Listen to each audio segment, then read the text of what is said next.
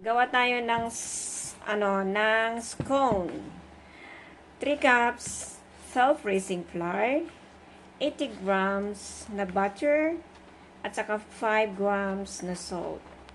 Combine together until will combine siya. Yan, ganyan. Crumbs na. I-crumbs mo siya hanggang well combined. Ganyan, 2 kamay o 1 kamay. Nasa iyo na yan. Yan. Hanggang crumbs. Gamit ang kamay dahil hindi pwede ang ladle, kundi kamay lang talaga siya. Ayan, pwede na yan. Pagkatapos nito ay idagdag natin ang milk. 315 fresh milk. Yon ang sa cup ay 1 and cup? 1 and 1/4 cup. Ayan, combine siya. Mix lang. Hanggang mag-combine na maigi. Yan, ganyan. Combine.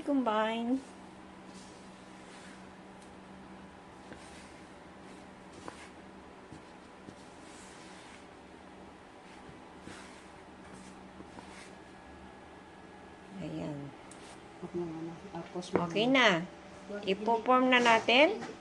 Ayan, pwede na. So, ipo-forma na natin. Ayan.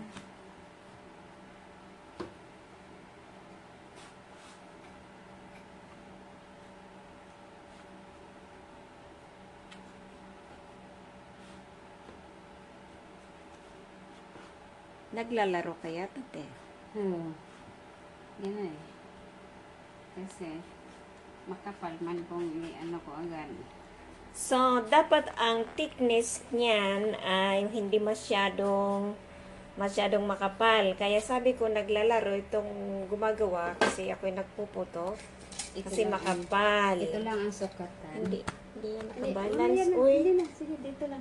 Ito lang ka, ito ang sukatan ng Ito ang Yun. Cute. Yan mo to dito. Diyan, ilapit mo yun. Diyan. Yan, para isisi. Pag nag-bake po tayo, ay talagang maraming espasyo. Ganyan, para mabilis.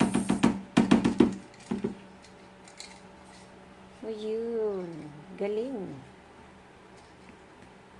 Laro. Yan. Oh.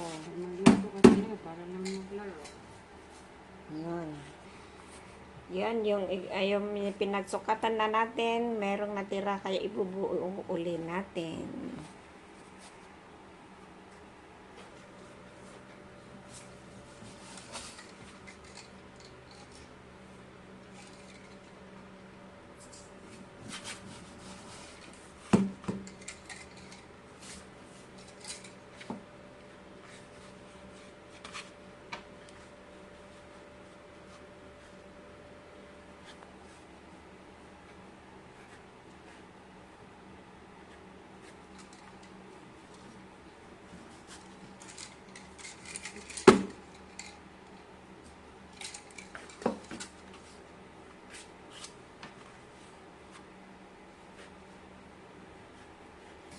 Ayan na siya.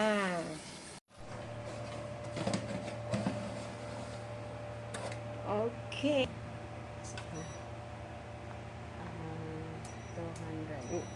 200 degrees. I-off mo. 175? Hindi. 180. 200. Naka-on pala to. 18 minutes, 200 degrees.